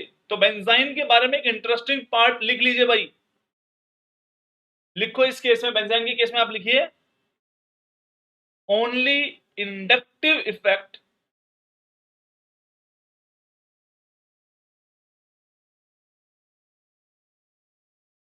Is considered in case of benzene. ऐसा क्यों, क्योंकि आप लोग ये बात जानते हैं कि जो ट्रिपल बॉन्ड है वो जिस प्लेन में है, यही तो बात मैंने शुरू में समझाई थी आप लोगों को, बना के दिखा दो, लाइक दिस लाइक दिस। तो ये पाई इलेक्ट्रॉन इस प्लेन में घूम रहे हैं मान लीजिए, तो यहां पर आपको कोई ग्रुप जुड़ा हुआ है, चाहे वो -m ग्रुप हो भी, मैं मना नहीं कर रहा, वो चाहे -m शो करने की एबिलिटी रखता क्यों ना हो, आपको ये बात समझनी है। इस तरीके से रुकिए, P orbital, P orbital, P orbital, P orbital, P orbital, P orbital, pi electron जहां घूम रहे हैं वो एक अलग प्लेन है, ये बात समझाई थी मैंने आपको। पाई इलेक्ट्रॉन इस तरीके से बेंजीन रिंग के ऊपर और नीचे है इलेक्ट्रॉन, सिग्मा बॉन्ड इधर है, ये वाले ग्रुप है इधर, जबकि रेजोनेंस इस तरीके से चल रहा है यहां पर। तो ये एक तरीके से, क्या आप लोगों को याद है मैंने ये समझाया था, चलो और आसान कर रहा हूं बातों को, कि जो पिरिडीन होता है उसका लोन पेयर, पिरिडीन का लोन पेयर रेजोनेंस में पार्टिसिपेट नहीं कर सकता है क्योंकि उसका प्लेन अलग है, वो sp2 ऑर्बिटल में है। आपको ये बात समझ में आई थी, बोलिए भाई। और सुंदर तरीका, जितना जब तक नहीं समझ में, जब तक बोलोगे नहीं कि समझ में आ गया सर कि सिर्फ इंडक्टिव इफेक्ट की डोमिनेट हो रहा है, तब तक बताता रहूंगा तुम लोगों को मैं ये वाली बातें। पिरिडीन ऐसे था बेटा, तो जो पाई इलेक्ट्रॉन्स थे वो इस तरीके से थे, यहां यहां इस प्लेन में, जबकि इसके जो लोन पेयर थे वो sp2 में थे, राइट, इसके पास एक p ऑर्बिटल भी था। तो डीलोकलाइजेशन ऐसे था बेटा,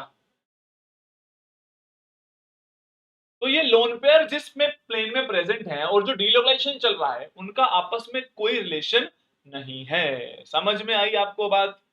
तो आपको ये बात समझनी है, यहां पर भी मैं यही बात समझाने की कोशिश कर रहा हूं आप लोगों को, कोई भी ग्रुप जो जुड़ा हुआ है वो पाई इलेक्ट्रॉन्स के थ्रू इलेक्ट्रॉन को खींच नहीं सकता है, क्योंकि ये जो ट्रिपल बॉन्ड जिस प्लेन में है वहां तक सिर्फ और सिर्फ इंडक्टिव इफेक्ट ही वर्क करता हुआ नजर आएगा। कितने लोगों को बात समझ में आई, बोलो भाई, समझ में आ गई बात, बोलिए। अगर यहां पर दो बॉन्ड बने हुए हैं, आ जानी चाहिए भाई, इधर है, यहां पर कोई कोई ग्रुप जुड़ा हुआ है मान लीजिए, यहाँ पे ए बी, तो आप पाई इलेक्ट्रॉन के थ्रू कुछ नहीं कर सकते, यहाँ आपका आर ग्रुप है। और मैं बताता हूँ, ए बी छोड़ो, यहां अटैक हुआ NH2 जुड़ा, इस प्लेन में है नेगेटिव चार्ज, यहां नेगेटिव चार्ज। तो आप मुझे बताइए इस नेगेटिव चार्ज को आर ग्रुप जो है, चाहे कोई सा भी ग्रुप हो, वो कभी भी पाई इलेक्ट्रॉन्स के थ्रू नहीं ले सकता है। बस यही बात समझनी थी, क्योंकि बच्चे बेंजीन की तरह यहां भी यही काम कर देते हैं, नेगेटिव चार्ज को रेजोनेंस में ले जाते हैं और उनके सारे रिएक्शन के आंसर जो है वो गलत आने लगते हैं। तो आपने पहला पॉइंट क्या लिखा था, सुनो बेटा, योर फर्स्ट पॉइंट वाज कि बेंजाइन जो है एक इलेक्ट्रोफिलिक रिएक्शन शो करता है, sorry yes, and varieties of nucleophile के साथ वो रिएक्ट करता है to generate phenyl ion. Second point, only inductive effect is considered in case of benzyne. उसके नीचे आपने इस बात को बना ही लिया होगा कि सर वो उस प्लेन में है ही नहीं, जब उस प्लेन में नहीं है तो उस पे नहीं लगे। क्लियर? थर्ड, अब देखो, अब तुम्हें ये पॉइंट समझ में आएंगे जो मैं आप लोगों के लिए रीड आउट कर रहा हूं। The reactive benzyne pi bond, reactive pi bond कौन सा था, जो sp2 ओवरलैप से बना था, is orthogonal to the aromatic pi system. Orthogonal का मतलब होता है एक तरीके से परपेंडिकुलर। जो आपका रिएक्टिव पाई बॉन्ड है वो आपके एरोमेटिक पाई सिस्टम के परपेंडिकुलर है।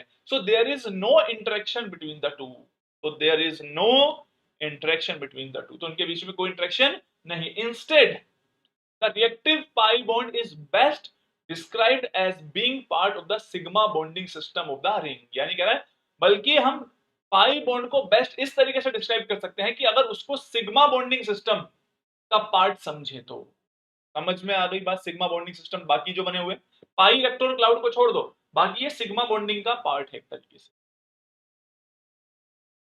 सो the sigma bonding framework of the ring, sigma bonding का जो फ्रेमवर्क है रिंग का, is the major determinant of the regiochemistry in the benzyne reaction.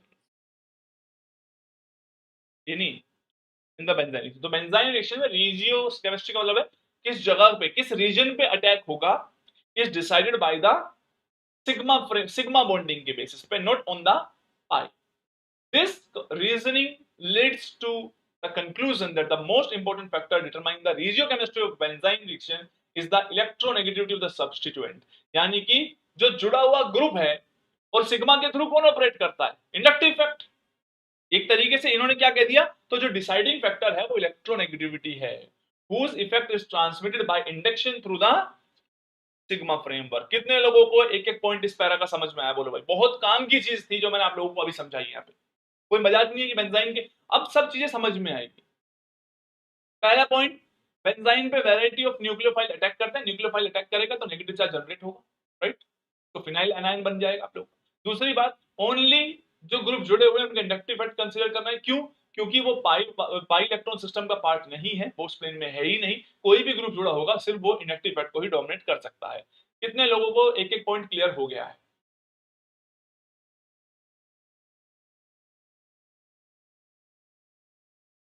तो आप ये पॉइंट भी लिख सकते हैं तीसरा,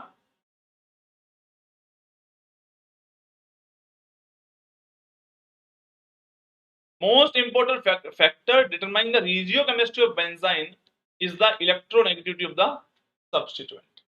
This should be your third point. अब तो आपको सारी बातें अपने आप ही समझ में आ जाएगी, कौन सा प्रोडक्ट बना है, कौन सा मेजर बनेगा, तो अब बातें खत्म हो जाए, कुछ नहीं बचेगा।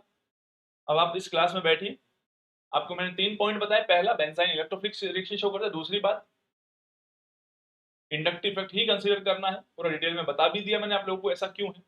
रेजियोकेमिस्ट्री मतलब एट विच रीजन अटैक होता है न्यूक्लियोफाइल का, वो रीजन हो गया, यानी कि ऑर्थो पे हो रहा है, मेटा पे हो रहा है, पैरा कौन से वाली पोजीशन पे, वो डिसाइड होगी बाय द इंडक्टिव इफेक्ट। तो आई होप आप लोगों ने ये पॉइंट यहां तक लिख लिए होंगे। लिख लिए सभी ने? बोलो भाई, आराम से लिखिए। एंजाइम का बहुत बेसिक सा पार्ट है और एक ही क्लास में तो खैर मुझे लग नहीं रहा हो जाएगा। एनीवेज, चलें आगे। रेजियो केमिस्ट्री ऑफ बेंजाइन का मीनिंग होता है कि बेंजाइन पर इनकमिंग न्यूक्लियोफाइल किस रीजन पे अटैक करेगा। जैसे कि आशी हमने यहाँ पे बताया ना कि जो न्यूक्लियोफाइल है वो यहाँ अटैक करेगा इस रीजन पे या इस रीजन पे। ये chemistry of benzene is decided by the electronegativity of the substituent. Basically electronegativity से मतलब है इंडक्टिव इफेक्ट। इसीलिए अगर आप ध्यान से पढ़ेंगे तो लिखा है regiochemistry of formation and addition reaction of benzyne. अब देखो, अब बहुत ध्यान से ऑब्जर्व करना, लिखना किसी को कुछ नहीं है। इसको थोड़ा सा जूम कर दो ताकि आप लोग बात समझ सकें। आपने ये बात देखी सर, जब RCF3 था, जिनको मैं कह रहा हूं उनको नोटिस करना, CF3 का माइनस आई इफेक्ट तो काफी अच्छा होगा, और माइनस आई इफेक्ट होगा तो NH2 को यहां अटैक करना चाहिए क्योंकि नेगेटिव चार्ज यहां पर स्टेबलाइज होगा। और हमने रिजल्ट भी ये देखा कि 100% हमें यही वाला मिल रहा है। तो क्लियर है। दूसरी बात देखिए, अगर OCH3 को जुड़ा हुआ है तो कई बच्चे OCH3 में क्या करने लगते हैं, वो सोचते हैं सर NaNH2 पहले हाइड्रोजन को एब्स्ट्रैक्ट करेगा, बेंजाइन बनेगा। अगर ये OCH3 है तो ये क्या करते हैं कि सर न्यूक्लियोफाइल ने अटैक किया यहाँ पे और OCH3 का, या फिर इसको बोल देते हैं उल्टा, ऐसा काम हो रहा है। OCH3 का कोई प्लस एम वर्क नहीं करता हुआ नजर आएगा। OCH3 एक माइनस आई ही ग्रुप है। तो जब OCH3 भी जुड़ा हुआ है तो NH2 यहीं अटैक करेगा क्योंकि नेगेटिव चार्ज की वजह से इंडक्टिव इफेक्ट लग रहा है, स्टेबलाइज हो रहा है। तो आप ये देखो, जब OCH3 था देन ऑल्सो हमें 100% यही मिला है। क्लियर। जब इलेक्ट्रोनेगेटिव, जितनी ज्यादा इलेक्ट्रोनेगेटिविटी होगी ये वाला प्रोडक्ट उतना ज्यादा मेजर बनेगा। राइट। अच्छा, अगर आपने R को कोई ऐसा ग्रुप बना दिया CH3, अब इसकी इलेक्ट्रोनेगेटिविटी देखो, हाइपर कॉन्जुगेशन तो वैसे भी वर्क नहीं करा और इसका इंडक्टिव इफेक्ट भी कोई जमीन आसमान का बहुत खतरनाक नहीं है। राइट। दैट इज वाई आप लोग क्या ऑब्जर्व कर रहे हैं, इस केस में यहां अटैक हो या यहां अटैक हो, कुछ ज्यादा डिफरेंस क्रिएट नहीं हो रहा। क्लियर। तो इसीलिए हमें मिक्सचर ऑफ प्रोडक्ट मिल रहा है इन केस ऑफ CH3। क्लियर है बात।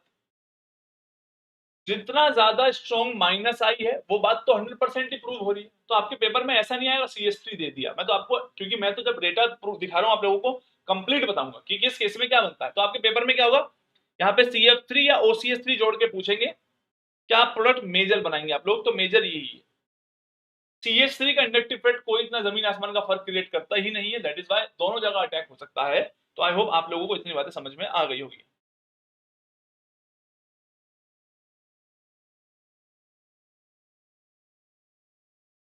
पहले मुझे क्लियर कीजिए भाई, इतनी बातें समझ में आई सभी को।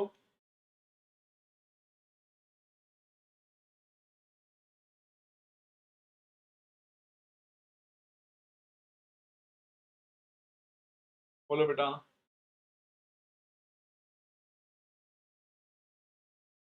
इसके रीजन पे आएंगे आशी, अभी वेट करो। ठीक है, अपने क्वेश्चन को वेट करो, इस पे आएंगे अभी रीजन क्या है। Till then you think about it. Good question. अगर आपने ऐसा सोचा बताइए भाई, कौन बताएगा इलेक्ट्रोफिलिक क्यों है। क्योंकि आपको तो इलेक्ट्रॉन ही इलेक्ट्रॉन दिख रहे होंगे, बेंजीन की बेंजीन तो नहीं था। तो आपको पहला वाला क्लियर हो। अब दूसरी बात समझिए ध्यान से, इस पे बाद में आएंगे, थर्ड वाले केस पे आइए पहले। जब ये RX जुड़ा हुआ है, इस केस को समझेंगे। लिखना क्या है वो मैं बताऊंगा, you don't have to write anything. Conclusion लिखवाऊंगा क्या है और जो बताऊंगा उनको लिखना। आप जानते हैं, आपने पहले ऐड किया, आपके पास दो एसिडिक हाइड्रोजन 1 और 2, इसको एब्स्ट्रैक्ट करोगे अगर, तो यहां बेंजाइन मिलेगा। सीधी सी बात है, क्योंकि X तो लीव करके ही जाएगा। इस वाले हाइड्रोजन को एब्स्ट्रैक्ट करोगे तो यहां बेंजाइन मिलेगा। दोनों मिल सकते हैं। ठीक है। अगले स्टेप में अगर आपके पास मान लीजिए आपको दोनों मिल रहे हैं, न्यूक्लियोफाइल जब अटैक कर रहा है, अगर ये न्यूक्लियोफाइल इसके इस पोजीशन पर अटैक करेगा तो नेगेटिव चार्ज यहां जनरेट होगा, और अगर ये न्यूक्लियोफाइल ऊपर अटैक करेगा तो नेगेटिव चार्ज यहां जनरेट होगा। राइट। तो जरा ध्यान से देखो, थोड़ा छोटा कर लेते हैं क्योंकि आपको दिख तो रहा ही है। अब देखो, क्लियर ना, विजिबिलिटी में तो कोई दिक्कत नहीं आई। तो अगर फिर से देखो, अगर R एक CF3 ग्रुप है, जो माइनस आई लगा रहा होगा, अगर ये CF3 ग्रुप है तो आप फिर से देखिए, ये वाला बिल्कुल नहीं बना, ये वाला बिल्कुल नहीं बना, यही बना है। इसका मतलब क्या है, अगर ये एक माइनस आई इलेक्ट्रॉन विड्रॉइंग ग्रुप लगा हुआ है तो उस केस में देखो, जब ये हाइड्रोजन को एब्स्ट्रैक्ट करेगा भी तो भी नेगेटिव चार्ज बनता है पहले, तो नेगेटिव चार्ज को स्टेबलाइज करा। या फिर आप इसको ऐसे नहीं भी देखना चाहते तो आप यहां से देखो, अगर ये वाला केस है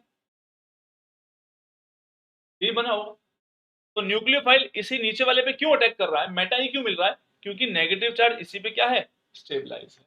क्लियर है, पहले जब हाइड्रोजन ये एब्स्ट्रैक्ट किया तो नेगेटिव चार्ज इस पे बना होगा जो कि स्टेबलाइज हो रहा होगा यहाँ पे, और फिर जब न्यूक्लियोफाइल आया वो यहीं पे अटैक कर रहा है क्योंकि फिर से नेगेटिव चार्ज इस इलेक्ट्रॉन विड्रॉइंग ग्रुप के पास है। That is why this is the major product. तो ये सारी चीजें मैं आप लोगों को यही समझा रहा हूं।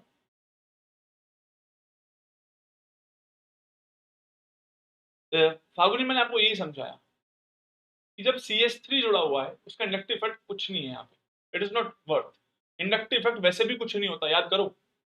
वो तो आपने ऑक्सीजन जोड़ दिया, CF3 ग्रुप जोड़ दिया, इंडक्टिव इफेक्ट तो 2-3 कार्बन के बाद वैसे भी कुछ इफेक्ट नहीं डाल रहा होता, तो वो केमिस्ट्री को ज्यादा चेंज नहीं करता है। ठीक है, तो मेरे पॉइंट समझिए पहले, मैं जो आपको बता रहा हूँ।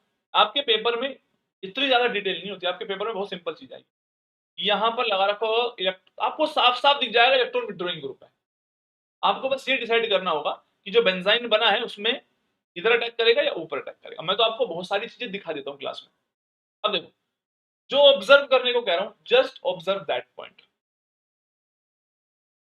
OCH3 ग्रुप अगर जुड़ा हुआ है तो OCH3 ग्रुप भी एग्जांपल इसी चीज का है कि ये भी इलेक्ट्रॉन विड्रॉइंग ग्रुप है, तो सेम चीज है।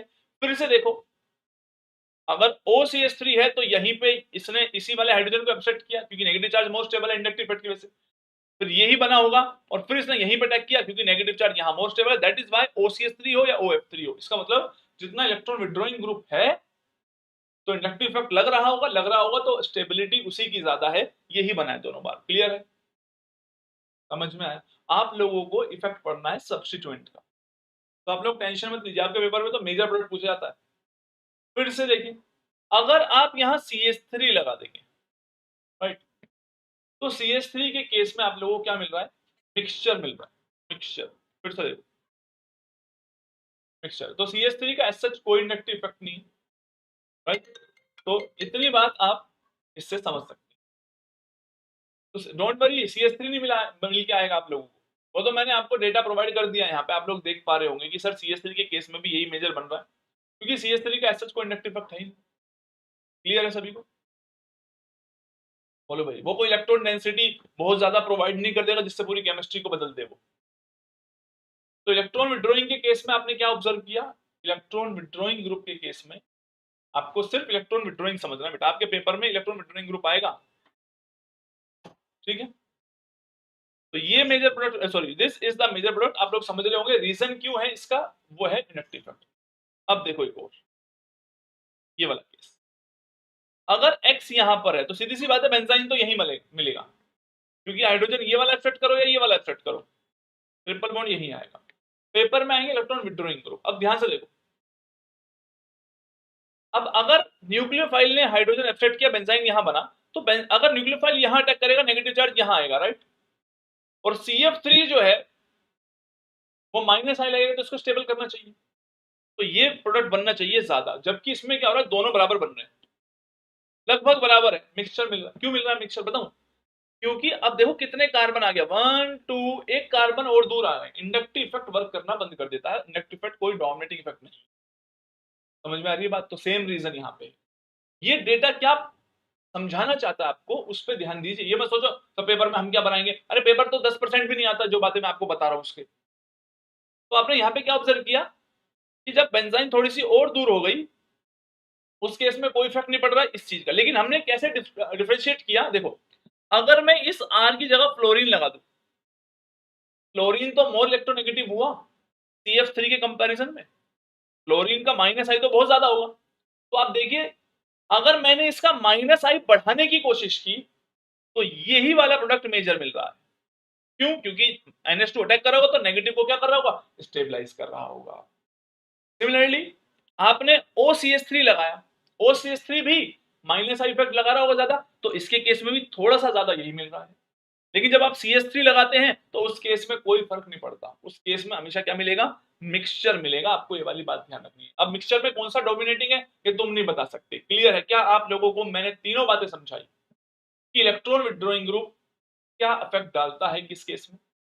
इतनी तीनों केस क्रिस्टल क्लियर हुए, या मैं एक बार फिर से ओवरऑल इसका एक बार गो थ्रू करके दिखाऊं आप लोगों को कि मैं क्या समझाना चाहता हूं। कितने लोग मेरी बात समझ गए एक्चुअल में, मैं क्या इतनी देर से क्या चिल्ला रहा हूं यहाँ क्लास में खड़ा होके।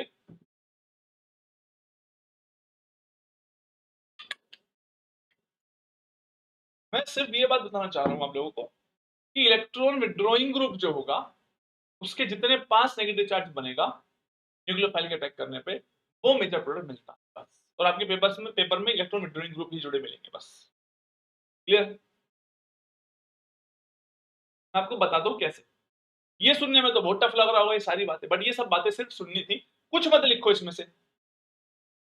अब आप लोग कैसे सही आंसर देंगे बताऊं, आपके पेपर का लेवल क्या है वो दिखाने पे आता हूं। कुछ नहीं लिखना, एक सिंगल वर्ड नहीं लिखना। अब आ जाओ देखो, मैं आपसे ये पूछना चाहता हूं कि अगर ये बेंजाइन है और ये सब्स्टिट्यूएंट जुड़े हुए हैं दुनिया भर के, नजर आ रहे सभी को, तो न्यूक्लियोफाइल कौन सी पोजीशन पे अटैक करेगा। आपके पास दो पोजीशंस हैं, ये वाली ब्लैक में लिखी हुई है और जो रेड में लिखी हुई है। तो मैं आपको पहले ही बता दूं, जो रेड में लिखी हुई है न्यूक्लियोफाइल वहां अटैक करेगा। अब आपको ये समझना है कि ऐसा क्यों हो रहा है। तो सोचो, न्यूक्लियोफाइल अगर यहां अटैक करेगा तो नेगेटिव चार्ज यहां जनरेट होगा जो कि मोर स्टेबलाइज है। इसका सिर्फ क्या लग रहा होगा, -I। कोई बड़ी डील नहीं। अगर मैं आपसे पूछता, वो तो डेटा यहाँ पे लिखा हुआ है तो इसको मैं हटा नहीं पाया, अदरवाइज मैं आपको ये बना के पूछता कि बताओ न्यूक्लियोफाइल कहां अटैक करेगा, तो आप इसे यहां अटैक थोड़ी करवाएंगे, क्योंकि आप जानते हैं नेगेटिव चार्ज इससे क्या बनेगा, दूर बनेगा। अगर फ्लोरो क्लोरो ब्रोमो आइडोबेंजीन भी है, उस केस में भी आप ये देखेंगे न्यूक्लियोफाइल यही अटैक करेगा, क्योंकि नेगेटिव चार्ज को -I मिल रहा है। मिल रहा है कि नहीं मिल रहा है, कुछ मत लिखना अभी, लिखने को नहीं बोल रहा हूं तुम्हें मैं। NMe2, NMe2 के केस में कहां अटैक हुआ बताओ बेटा। NMe2 के केस में भी यही अटैक हुआ, क्योंकि नेगेटिव चार्ज यहां आएगा। इसका इंडक्टिव लगाना भाई, यूं मत कहना इलेक्ट्रॉन डोनेटिंग ग्रुप है, ये हरकतें मत करना।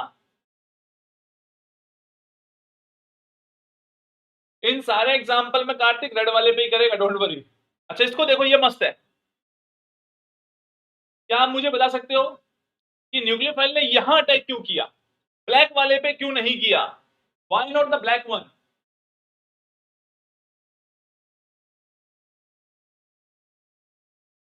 तो ये सारी रिएक्शन देखो बेटा, इनको मैं ना क्वेश्चंस की फॉर्म में करा सकता था तो दुनिया भर के क्वेश्चन हो जाते, बट ये कॉन्सेप्ट बिल्ड करना जरूरी है। इससे आप समझ पा रहे होंगे, जब आपको पता होगा कि सर बेंजाइन बनता कैसे है और फिर न्यूक्लियोफाइल आपको देखना आता है, तो आप इसमें क्या बड़ी बात है, आपको ये तो पता होना चाहिए कहां अटैक करेगा। तो मैं बताता जा रहा हूं आप लोगों को। Yes, very good, correct answer. क्योंकि F का -I ज्यादा स्टेबलाइजिंग होगा, दैट इज वाई यहां से अटैक हो रहा है। समझ गए यार तुम लोग, यही तो टफ पार्ट था। इसमें देखो यहां अटैक क्यों हुआ, OMe के पास ज्यादा नेगेटिव चार्ज जनरेट होगा। क्लियर है सभी को? यहां अटैक क्यों हुआ, फिर से वही बात है। अब इसमें देखो OMe तो है, यहां अटैक होने से नेगेटिव चार्ज यहां आ रहा है, जो OMe के -I को की वजह से स्टेबलाइज है। अगर अटैक यहां होता तो नेगेटिव चार्ज यहां आता, दोनों से दूर हो जाता, और इंडक्टिव इफेक्ट तो एक कार्बन और दूर गए ना, खत्म है मामला ही, खत्म है इंडक्टिव इफेक्ट का, तो खत्म आदमी है भाई साहब ये। समझ में आ रही है बात? बोलो भाई। देखिए कितने क्वेश्चन आप कर सकते हैं। SiMe3 को इलेक्ट्रॉन विड्रॉइंग ग्रुप मत समझना बेटा। सिलिकॉन की जो जो इलेक्ट्रॉन डेंसिटी है वो और भी, सॉरी इलेक्ट्रॉनिटी और भी कम होती है, तो आपको ये देखना यहाँ Me है, ये और भी इलेक्ट्रॉन डोनेट करने टाइप है, Me से भी ज्यादा। तो इस न्यूक्लियोफाइल यहाँ अटैक करेगा कि नेगेटिव चार्ज को इससे दूर रखने की कोशिश कर रहा है, दैट्स इट। क्लियर है? इस केस में देखो यहां अटैक कर रहा है क्योंकि नेगेटिव चार्ज यहां आएगा, -I से ज्यादा खुशी मिल रही है। इस केस में यहां अटैक कर रहा है क्योंकि नेगेटिव चार्ज यहाँ आएगा, -I मिल रहा है फ्लोरीन का। इस केस में यहां अटैक करेगा, नेगेटिव चार्ज यहां आएगा, क्लोरीन का -I मिल रहा है। समझ में आ रहा? लिखना कुछ नहीं है, मैंने क्या बताया, किसी भी बच्चे को अभी कुछ नहीं लिखना। लिखना क्या है वो मैं बता दूंगा, और कब है वो भी बता दूंगा। पहले समझने पे ध्यान दो। समझ में किसी को आता नहीं है, नोट्स बना के रख लेते। नोट्स क्या, ये सारी स्लाइड में तुम्हें शेयर कर दूं, हो गया काम खत्म, कॉपी में बना लेना बैठ के। और नहीं भी बनाओगे तो भी तुम्हें सब आता ही हो। क्लियर? तो मैंने साफ साफ लिखा है red value and asterisk shows the preferred position. सबको समझ में आ रही है? चलो इस पे ट्राई करते हैं। क्या इसमें आप समझ पाए कि अगर बेंजाइन यहां है तो यहां न्यूक्लियोफाइल ने अटैक क्यों किया? नेगेटिव चार्ज जनरेट होगा यहां, 1 कार्बन 2 कार्बन अवे, ठीक, नाइट्रोजन आ जाएगा। फिर अगर यहां अटैक करता तो negative 1 carbon 2 carbon 3 carbon away. समझ में आया? अरे कितने सारे क्वेश्चन कर लिए पेपर में हमने, सोचो पेपर के क्वेश्चन ऐसे ही बनेंगे। अब देखो इन दोनों में से कहां अटैक होगा? यहां। क्यों? नेगेटिव चार्ज पास आया, एक कार्बन के बाद ही बी आर है। ये मत सोचना सर नाइट्रोजन का ज्यादा होता है, नाइट्रोजन के पास लेते हैं, क्योंकि अगर अटैक यहां होता, नेगेटिव चार्ज यहां आता, तो नाइट्रोजन 1 2 3 कार्बन एक भी एक्स्ट्रा बढ़ जाता ना, तो इंडक्टिव इफेक्ट कुछ नहीं कर पाता वहां। समझ में आ रही है बात आप लोगों को? बोलो बेटा। नेक्स्ट देखो, इस पे अटैक क्यों हुआ? इंडक्टिव में कभी भी कोशिश मत करना कि मोर इलेक्ट्रोनेगेटिविटी किसकी है, पास कौन है भाई। डिस्टेंस देखो, डिस्टेंस डिपेंडिंग फैक्टर है। तो भैया हमें नहीं चाहिए नाइट्रोजन, हमें तो थोड़ा सा बी आर भी मिल जाए तो अपना काम बनता है। क्लियर है सभी को? बोलो बेटा। क्लियर? अब देखो यहां क्यों अटैक हुआ? नेगेटिव चार्ज इसके ज्यादा पास रहेगा। यहां क्यों अटैक हुआ? नेगेटिव चार्ज इसके ज्यादा पास रहेगा। यहां क्यों अटैक हुआ? नेगेटिव चार्ज इसके ज्यादा पास रहेगा। बात समझ में आ रही है? कितने सिंपल चीजें हैं, कितने दुनिया भर के क्वेश्चन हैं जो हम कर सकते हैं, राइट। हालांकि ये थोड़े से ये सीएसआर नेट वाले बच्चों के लिए, नीचे वाली जो लाइन है 21 से लेके 30 सीएसआर नेट वाले बच्चे ही करें सिर्फ। अगर आप जैम वाले भी देखना चाहते हैं तो बुरा ही कुछ नहीं है इसमें।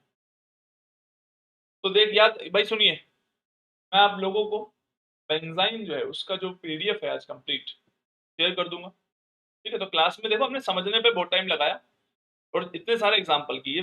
जब मैं आपको शेयर करूंगा तो आपको क्या करना होगा, आप चाहें तो सिर्फ इतनी बात लिख सकते हैं, या फिर एक काम करें कल मैं ही लिखवाऊं क्या नोट्स? बोलो भाई, मैं ही लिखवाऊं कल? आप अपने आप ही लिख के लेके आना चाहते हैं कि मैं ही कल लिखवाऊं? आज तो मैंने समझाने पे दिया था क्योंकि मोस्ट इंपोर्टेंट पार्ट समझाना ही था इसमें। बेंजाइन की पीडीएफ में आज ही शेयर कर दूंगा, उसको देख लेना, क्योंकि इनके कंक्लूजन लिखने हैं हमें। इलेक्ट्रॉन विड्रॉइंग ग्रुप होगा तो ये वाला मेजर क्यों बन रहा है? देखो 100 ये प्रूफ है। ये प्रूफ इसका मतलब ये है कि आप लोग कभी गलत नहीं सीख सकते, क्योंकि अगर मैं अच्छी अच्छी बुक्स से, रिसर्च पेपर से आपके सामने डेटा लेके आ रहा हूं तो गलत कैसे हो सकता है वो? अगर ये डेटा ही नहीं होता और मैं अपनी कहानी बता रहा होता तो कुछ भी होता। फिर तुम्हारे सारे आंसर गलत होते। मैं कहता सीएसटी देखो प्लस आई लगाएगा, आंसर तुम्हारा मैच ही नहीं करता उसके हिसाब से। तो मैं इसको शेयर कर दूंगा, एटलीस्ट आप इतना काम करके आना, अपनी जब नोटबुक है जो आपकी, उसमें इनको लिख के आ जाना। थोड़ा सा होमवर्क हो गया है। इन कंपाउंड्स में देखो एक जैसे से कंपाउंड तो क्या ही लिखने, आपने ओएम भी देख लिया, एफसीएल बीआर एक जैसा सही है, ठीक है। जिसमें दो लगे हुए हैं उनको देख लिया थोड़ा सा, तो एक बार यहां तक देख के आ जाना 30 तक। क्लियर है? इसके आगे का हम पढ़ लेंगे। थोड़ा सा ही बचा हुआ है बेंजाइन का, थोड़ा सा। कितना बचा हुआ है? ये रहा, डील सेल्टर रिएक्शन है बस। अरे सुनो सुनो सुनो, 2 मिनट रुको, 2 मिनट रुको। कोई क्लास एंड नहीं कर रहे हम, कोई क्लास एंड नहीं कर रहे, ध्यान से देखो। तो न्यूक्लियोफाइल अटैक करेगा, ये कैसे कैसे प्रोडक्ट बनेंगे that we will discuss in benzyne mechanism वाले पार्ट में। अभी आपको सिर्फ ये लास्ट बातें और सुननी। हाईली स्ट्रेन्ड एल्काइन है, बेंजाइन हाईली रिएक्टिव डाइनोफाइल की तरह भी एक्ट कर सकता है, और आप लोगों ने पेरिसाइक्लिक में पढ़ भी लिया होगा, ठीक है। तो एक बार मैं समझा देता हूं सो दैट कि आप सारा अपने आप ही ऐड कर लें।